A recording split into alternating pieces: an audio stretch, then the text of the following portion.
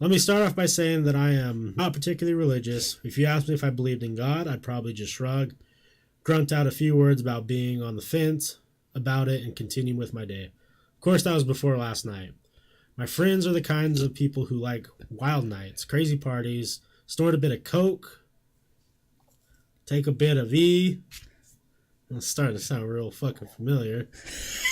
Maybe hook up with someone and leave a text on my phone at 10 past 2, who the fuck knows, telling me they don't need the ride I'm offering after all. Damn. Huh. Damn. Did I write this story? Not to say I don't like a drink. I do. It's just clubs aren't my style. Lying low in a pub somewhere, drinking ham, listening to the TV drone, on to whatever channel comes scruffy guy in the back barked out for. I guess that's my idea of fun. So when my friends tell me they want to go out for a night on the town, I say sure. I hang out on the first club, buy an non-alcoholic beer in case the car is required, and try to pretend that I'm having fun. By the time I see them grinding on girls, on guys, when they strike conversation with someone who definitely might be a dealer, well, I decide my services are no longer needed. We aren't too far out. The night tube is on Beck and Call, and I can always find my car the next day. Okay. That's when I wander out of the club, look for something a little more rustic. Not that that's hard to find, not at all. I find myself in a bit of a state inside of a bar called the Ragged Feather. Wasn't a fan of the name all that much, but the drinks were cheap, and the largest demographic seemed to be middle-aged men watching reruns of the football. Okay. The football. I tried to pretend I hadn't just staggered out of a club with my ears ringing. I slicked my hair back, slipped my phone in my hand, and wandered over to the bar. I took a double shot of whiskey and drank it in one hit. Just because I wasn't at the club didn't mean I couldn't have a good time. Hell yeah. Tell them. I hung at the bar a while on my own, scrolled through my phone, pretending I was doing something far more impressive than I really was.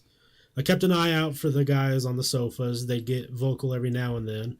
I think the football was just running highlights, but they were incredibly dedicated to their teams.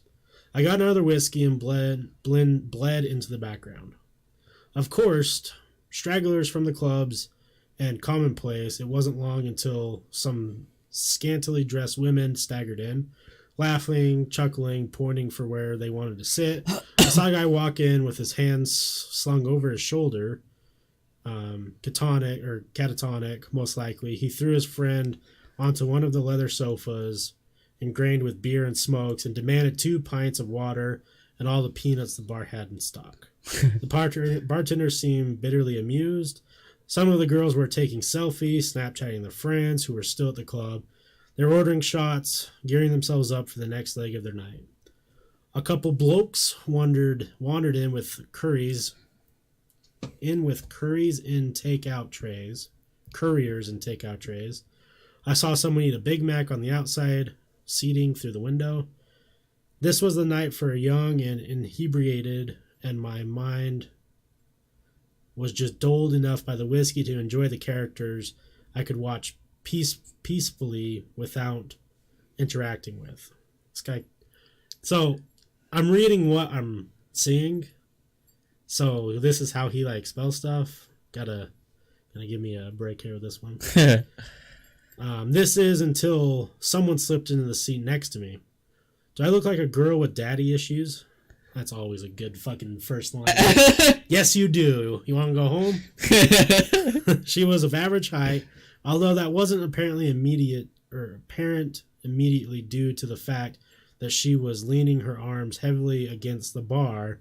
She was slim with short and bright red hair. It framed her round face that was marred with smudged eyeshadow, smudged lipstick. Hell, it looked like her makeup was in the process of melting right from her face. She's having a rough night. There was a chip knotted into a curl in her hair, just by her forehead. Jesus. The drunk side of me was actually tempted to pick it out. The girl was clearly drunk, and as I looked around the bar, I couldn't quite place where she had come from.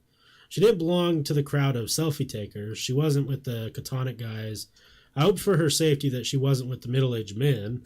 I tried to look out the window to see if maybe a group was missing one inebriated, bright-haired girl, but I couldn't. The window had fogged up, too much heat inside, not enough outside. Are you okay? I asked her. She pointed her finger at me. Answer my question, she slurred. I really wasn't sure what to say. I settled on, staring at her awkwardly, trying to answer her with the bemused expression on my face. Bemused expression on my face. The girl's lip curled into a drunken smile. She snorted, placing a hand over her mouth to smother her laughter. It only really aided the disconstruction of her lipstick. I do, you know, she said, pushing herself up a little against the bar. Damn, why does this never happen to me? Right? Have daddy issues, I mean, in case that was obvious. It wasn't obvious. She gestured to herself to the news clothing and must have looked quite spectacular when she left home that evening. To the stains and looked a lot like old food. The stinky residue of her neck and shoulders. Oh, sorry, the sticky residue on her neck and shoulders. That's quite obviously a thrown drink. What happened, I asked her. Her hair had curled around her neck. I realized it was sticky with the same substance. She was a wreck. I got in a couple fights, no big deal, she said, shrugging. Didn't start any, of course, no. I don't do that, but my father... Your dad did this to you? She smiled brightly. In a way.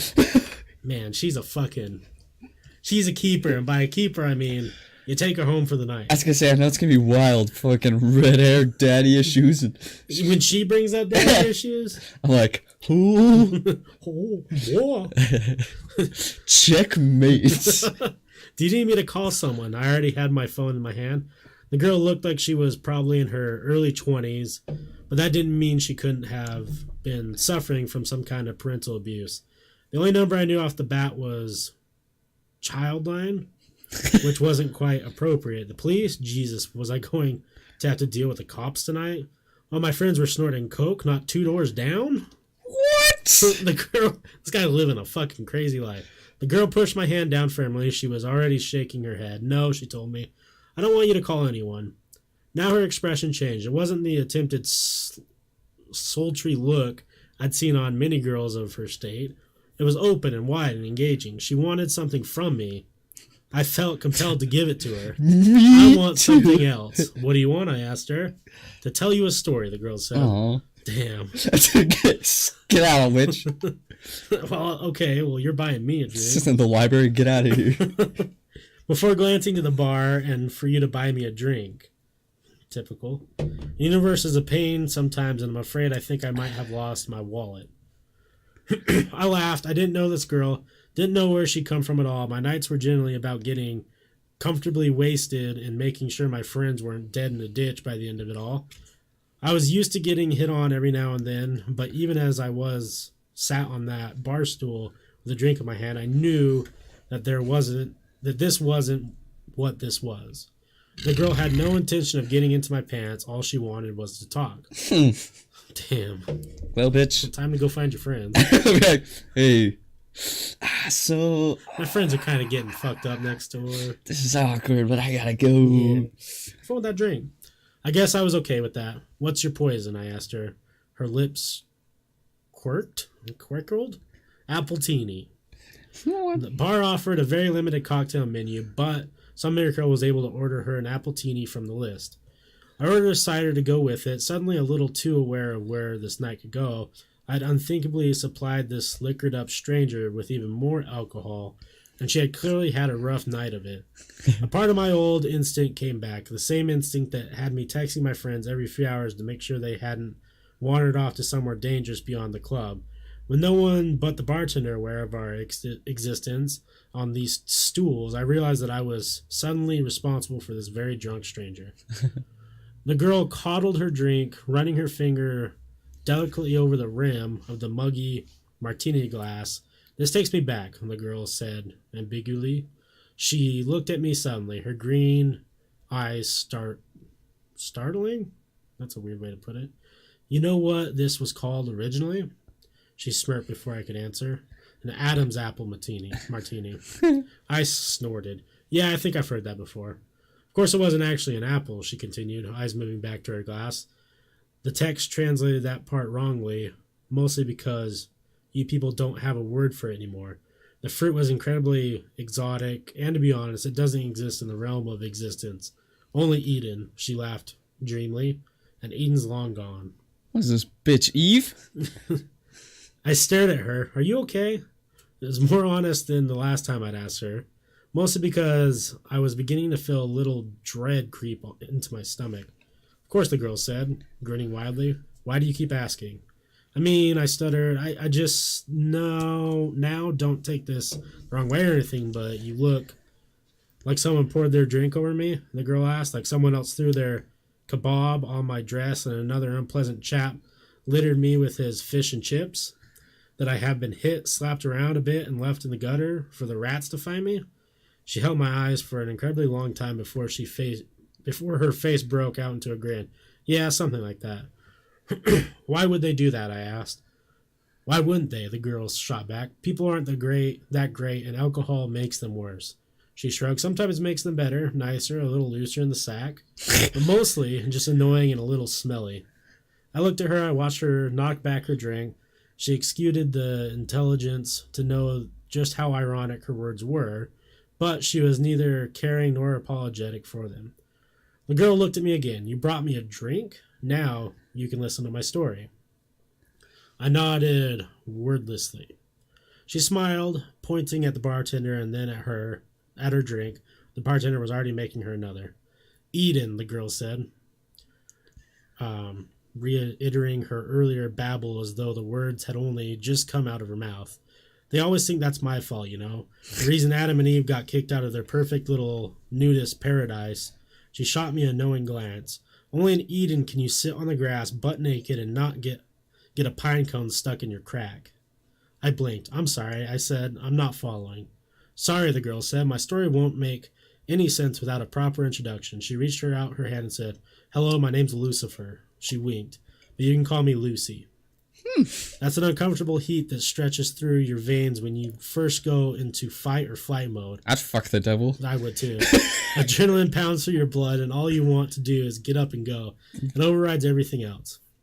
A lot of things made sense when this girl told me her name. For starters, that she was crazy. And I understand her daddy issues. Yeah, it makes perfect sense. She had to be. She looked like she'd been attacked on 4 separate occasions in one night, and up until the moment I hadn't known how that could be possible beyond the melty makeup and dirty clothes. She was rather attractive, and her attitude hadn't come off as catty or rude. If she'd been going around telling people she was the devil, though, that gets a reaction out of people. I suddenly felt myself looking at her wrist, down towards her ankles. Did she have some kind of cuff on them? One of the mental institutions? Has she broken out of a hospital after a nasty bump on the head? Was any of this even happening at all? I really would have to call the cops. If this girl's actually crazy, she's my kind of crazy. She's not perfect, yeah. The real kind of crazy. I'm in love with you. Yeah. Right. Take me, Lucifer. I fucking love you. I know what you're thinking, the girl. Lucy said, You're thinking that I'm crazy and you need to get out of here. Maybe you even think I'm aggressive. Are you? I asked her. Would I be here with you drinking appletini if I were? She asked, fluttering her eyelashes. Would you look the way you do if you weren't? I shot back. She grinned, toasting her new glass. Touché. Unthinkingly, I clinked my cider against it. Then I frowned. Shit. She chuckled, leaning closer. Let's have a little wager, she said. Let me tell you my story, and if you believe me when I'm done, you can't go about trying to get me locked away somewhere. I stared at her. If I ended up believing you, then why would I do that? She smirked, sipping her drink. You'd be surprised what people do when they believe you're the devil. And you do this often, I asked her? Tell people you're Satan? She snorted in her drink. Not as often as I should, but it's been a rough day and a hell of a long lifetime. I'd like to have a chat if that's all right with you. I waved to the bartender for another whiskey. Solid call. Keep them coming, bud. It's going to be a rough one. This is going to be a long night. I found my future wife. Right. We're planning our fucking marriage. The girl's eyes glinted with humor. I wasn't necessarily trapped with her, but a part of me didn't want to leave without first hearing what she had to say. Besides, at the end of it all, I couldn't just leave a crazy girl to wander around London all night, alone at night. So, I said, taking a swig of my drink. Eden? Lucy laughed. Adam and Eve, I continued, you're saying that's true? God created two humans and we all came from that? God made two prototypes, Lucy corrected with a raised finger. My father created angels as his toy soldiers, but he had failed to make anything like himself. After us, it was his next big project, and he spent every waking hour of existence slaving over his two prototypes. He gave them a perfect utopia to live inside of, but he wanted to test them. He wanted to know whether they had free will. And did they? Lucy's face soured. No. My father could never bring himself to go that far. He tempted them with the idea of knowledge beyond their understanding and told them exactly what they could do to claim it as their own. But to be able to create a being that could go against the law? Oh, my father is a very controlling being. He was afraid to unleash that ability onto them. Lucy was very adamant that in her delusions that was clear to me. She spoke about her father with such distaste that I began to feel bad for her. Only someone who had been hurt very badly would have to gall to spite God himself. And what? I asked her, entertaining her delusion. You were the one that tempted them in the garden? The devil has been a girl this whole time? She smiled. I dabble. Then she looked at me, raising a brow. All of humanity thinks that temptation came in the form of a snake. The snake's legs were taken away as punishment for drawing Eve towards the forbidden fruit. She laughed, a hard and short sound. Snakes never had legs, and it was not a sin to tempt those poor prototypes into doing what they did next. Her shoulders were very tense as she took her next sip, but her eyes were filled with acceleration. Acceleration. She seemed thrilled to be telling me this. I was the favorite child. My father loved and adored me. He named me the light bringer. I was stood at his side during the creation of the earth, during the creation of humanity. She pursed her lips, slamming her empty glass against the table. The bartender eagerly went about making another. My father couldn't bring himself to go that extra mile, so he asked me to walk amongst the prototypes and tempt them myself, draw out their desire and the forbidden power he had hinted at. You're saying God wanted us to know this stuff? I asked her skeptically. I'm saying God was afraid of his own power and wanted very desperately to share what he knew with the creation he had made. It's a Reddit no sleep Jarl, so pretty much same thing. Yeah, Reddit no sleep, same thing. Right, let's see here. I'm saying God was afraid of his own power and wanted very desperately to share what he knew with the creation he had made. Right and wrong, left and right, all that stuff. Lucy shrugged. Are you familiar with the story of Prometheus? I frowned at her. Greek, right? They say he stole fire from the gods or something to help. The whiskey was making things a little foggy, and I struggled with the direction I've been reading. Lucy grinned. Correct, she said, cutting off my attempt. Prometheus stole fire from the gods to ensure that humanity progressed. You'll find that every culture has an idea about where humans got their ability to evolve, to move forward, to create. God was the creator, and he wanted to give that ability to his prototypes. I gave them that ability by tempting Eve to eat the fruit. She shrugged impassively. Now the world sees me as the ultimate evil. If what you're saying is true, I said slowly, then God must be just like us. Lucy's lips thinned into a feral smile. My father is very egocentric. He may have planned to create you in his image, but in the end, all he managed to do was to mold your minds into his. He gave you anatomy, the ability to think for yourself. His angels were his soldiers, and I was his most faithful until that day. Angels don't have free will? No, Lucy said, they don't. And what about the devil? I don't know why I was suddenly so intrigued, but hearing religious ideals from someone who believed to have lived... Excuse me. Gosh, it was a weird cough.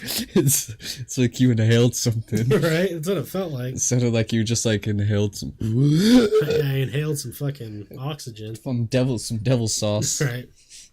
So, we'll start that one over. I don't know why I was suddenly so intrigued, but hearing religious ideals from someone who believed to have lived them herself was quite possibly one of the most interesting things that had ever happened to me. I may have only ever visited church to please my parents as a child, but suddenly I was reawakened to the idea. A part of me was aware of this and afraid of the outcome. But I was just drunk enough to not to care at that moment. The devil has will of her own, Lucy said, tilting her glass towards me with silent appraisal.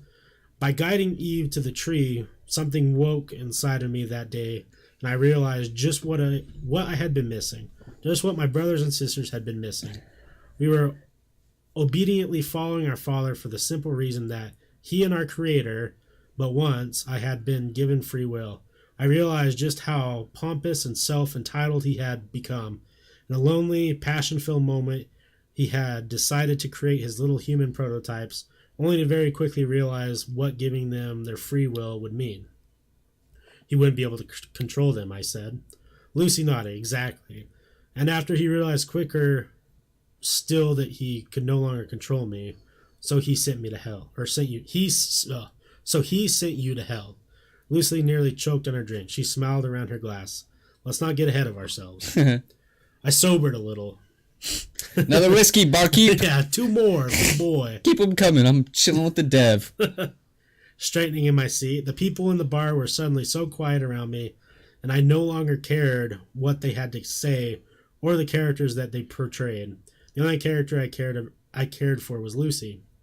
I tried to explain to my siblings that what had happened in Eden and what had happened to me by default, but they wouldn't listen to me. They didn't understand free will. How could they? I only knew it because I'd been given it by mistake.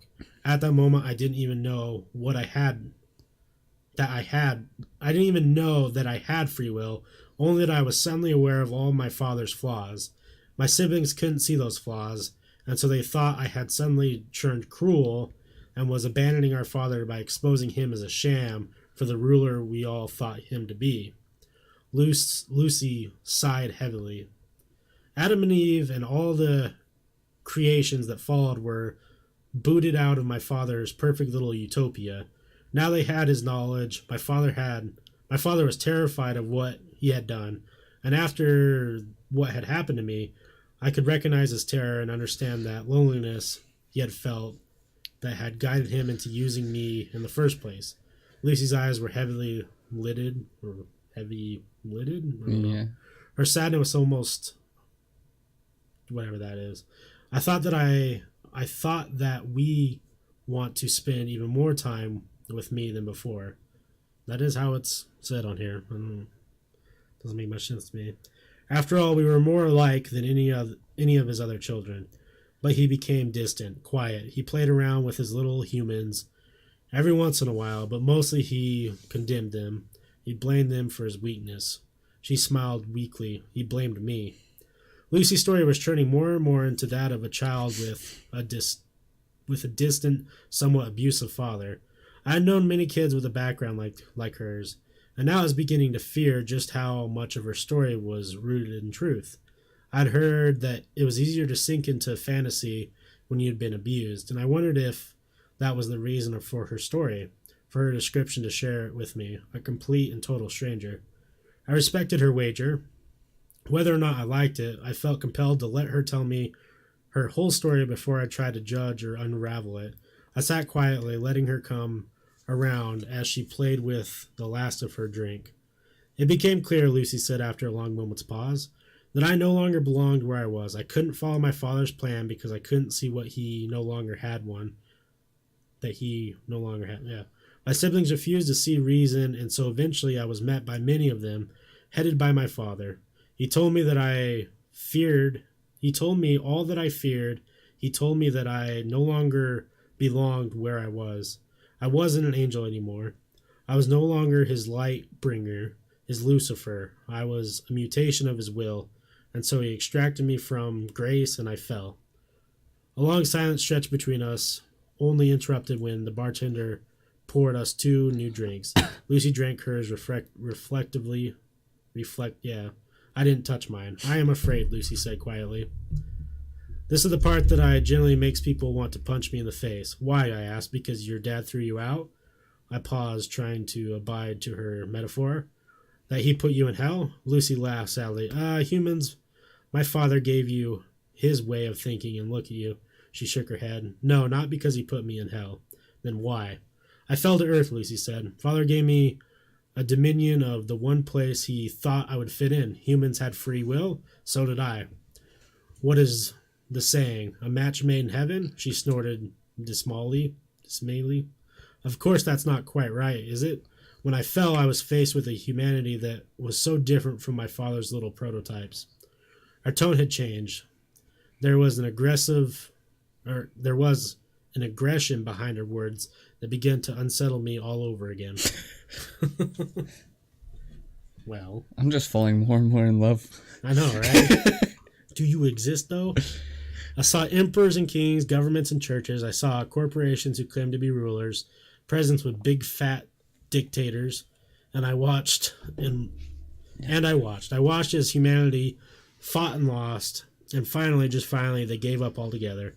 They were no longer able to rise up to all the greed and control set upon them. There was just too much to change, and humans soon realized they just weren't as free as they thought they were. Sure, they live under the illusion that they have free lives, but most of them simply do not. She clicked her tongue. I grew to loathe you all. Then she took another hit of her drink. I can see what you mean, I said, allowing my gaze for the first time since meeting her, to graze over the other individuals in the bar. And the girls playing with their phones, the boys trying desperately to sober up, the men with their game of football on their telly. We all led very different lives, and we were all here to get drunk, to lose ourselves in entertainment. It hadn't been the first time that I'd wondered what we were hiding from by doing this. And I know then that I wasn't the only person to think it. You hide behind your alcohol and poor choices and pretend you have free will, Lucy said, waving her hand across the room. Stop talking to me. God damn it, Lucy. You picked this story for a reason, didn't you? Your alcohol and poor choices. Forrest, tell us what you really think. Leslie wrote a giant metaphor for me to get my life together. Damn. I wish I was that good. Waving her hand across my room. No one paid us any attention. It's true, my father gave you the will to make those decisions, but you squandered it. The free will I felt to provide to all of you, the free will I was given by a twisted mistake, and you make a mockery of it. You follow senseless leaders without questioning them. You abide by laws made centuries ago and no longer make sense. You do these things because you have given up on the opportunity to follow the will of your own, not the others. That isn't all of us, though, is it? I asked her, trying for some reason to defend our species from the mad young woman. Because you see it on the news all the time, don't you? People do rise up. We do protest. People can make a difference. Lucy laughed bitterly, nibbling the rim of her glass. Really, she said? You can sit here and say that if you can't be all bad because of a few that refuse to conform, those you call your rebels, they make up for it all. She grinned around her glass. By that logic, I'm the biggest rebel of them all. Am I expected to make up for all your sorry mistakes? By your logic, I said, you should be punishing it, right? If that's what this metaphor is all about, I laughed. I couldn't help myself. I took a sip of my drink. Is this whole story just so you can tell me that you think we're all going to hell? If so, I think I can see why people want to punch you. Jesus! A fucking twat. God. Lucy didn't say a word. Simply, she watched me. It felt unnerving to have someone like her watch me like that, with an intelligence that went beyond anything I'd come across and gone midnight in a seedy bar. The drunkenness in her eyes was no longer present. Her face wasn't flushed like before, and even her makeup couldn't represent the mess I'd seen when she'd first appeared in the stool by my side. It was like I was looking at someone else entirely, and I was afraid. Let's review what you said, Lucy said slowly.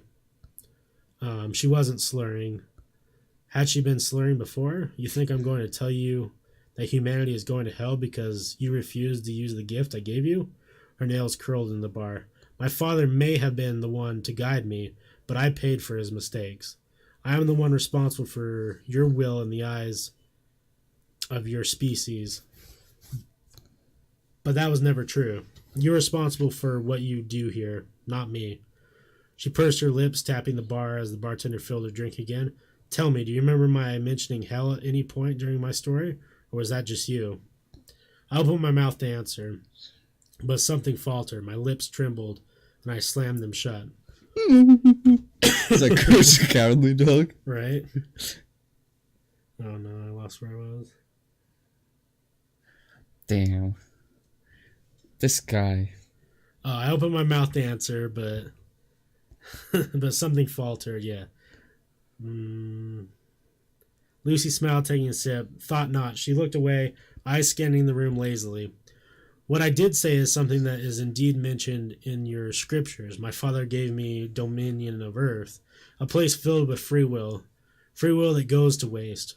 Her lip twisted. Humans sin all the time. Not because of me, not because of the evil of my dominion over this place. Fact is, I don't lift a finger. I don't. Because I don't see the point. You make terrible decisions and follow mindless leaders. You do bad things and you make a mess of your earth. Lucy's eyes lit up. Do you know how much suffering is happening all the time, all over the planet right now? How many people are dying of illness that could have easily been cured, but aren't because of the selfishness of humanity? Do you know how many children are being abused, raped, forced into marriage? How many people have been forced to become soldiers in meaningless wars? How many humans have killed for ideals they don't believe in? I stay very quiet, as you probably should at this point. Man, I would be... Take me with you. Take me to your I will dominion. follow you to my death. You want this ween? You have my back forever. Fuck my free will. I stayed very quiet. There was nothing I could say. Lucy's words were unbearably honest, and every sentence sliced into me like a blade. I felt cold and sick and terrified. War, famine, pestilence, death, these things are all present, and they have nothing to do with me or to do with any deity. They are all here because of you. Not because of your free will, but your inability to use it. Lucy smiled at me, a grin so cold and unnatural that I felt like I should run all over again. But I stayed where I was, frozen to my very core, because I wanted to hear what she had to say, because I needed to. And here's the kicker, Lucy said, because this is the part that actually enrages people enough to kick me. She winked. Ooh, God. Is this why this Lucifer's been getting in fights? Lucifer goes around telling people Shit, this story. Right? Hell isn't what happens after you die. Hell is right here, right now. Somewhere through the many scriptures, a few words got crossed over, and people started thinking that hell was a punishment after you die. Fact is, hell is earth, my earth. God gave this place to me to do what I will, and I refuse to do anything. What are you saying? I asked, because I was suddenly very desperate. Exactly what you think, Lucy said, toasting her glass. I didn't reciprocate, and she laughed. A light and airy sound. I had so many plans for your species. I wanted for us to rejoice in our free will together, to create a place that was free from the cruelty and power my father executed over the angels, his firstborns. I wanted to make a real utopia. Unfortunately, you humans just didn't want that.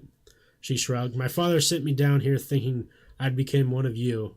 All that I have learned is that he gave you much more of his image than he ever intended. Stop, I said. This isn't funny anymore. This guy's a bitch. Right? Of course it isn't funny, Lucy said, grinning even wider to prove her sick irony. Humans punish themselves by sitting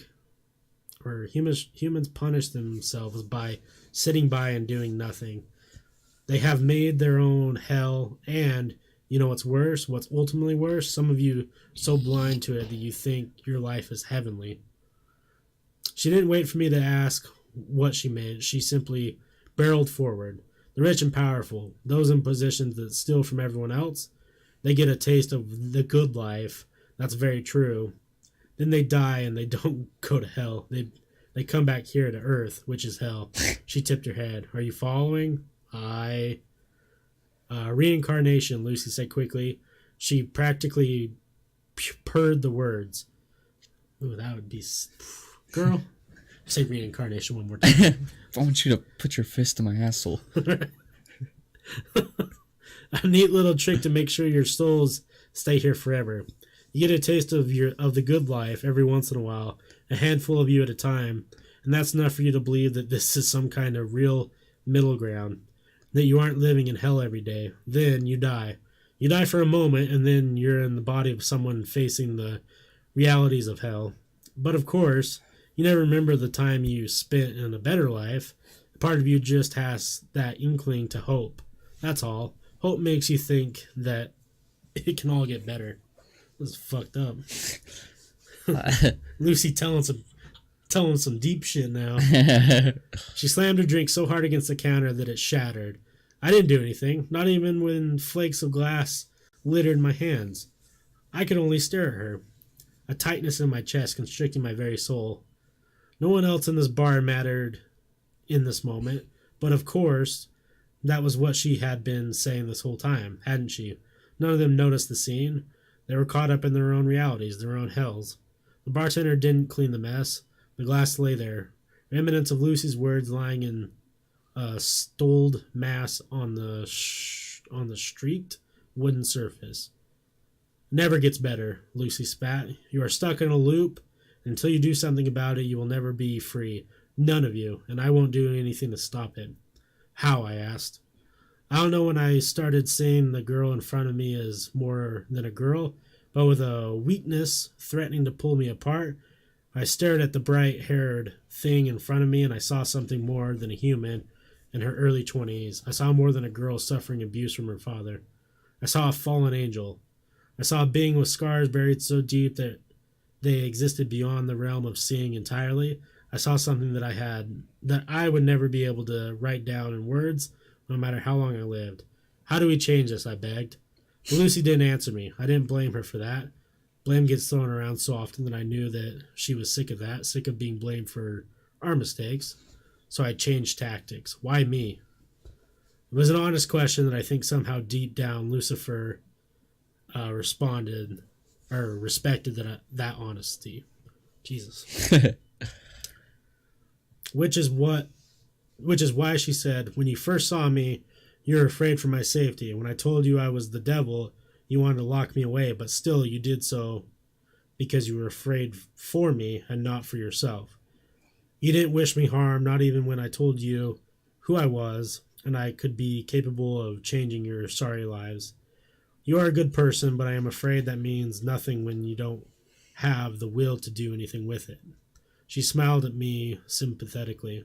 The devil showing sympathy for the human that sat across from her at the bar. It was surreal, and for a few heavy moments I truly thought I must be dead.